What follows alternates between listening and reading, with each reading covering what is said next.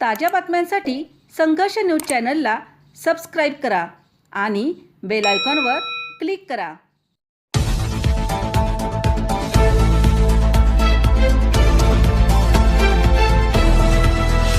संघर्ष न्यूज, जनतेसाठी एक पाऊल पुढे।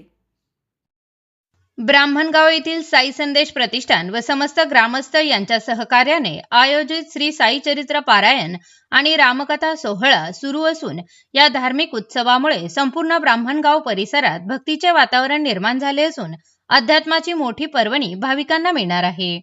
या कार्यक्रमाचे स्वरूप दररोज पहाटे काकड आरतीने दिवसाची सुरुवात होणार असून त्यानंतर भाविक सामूहिकरित्या श्री साई चरित्राचे वाचन करतील।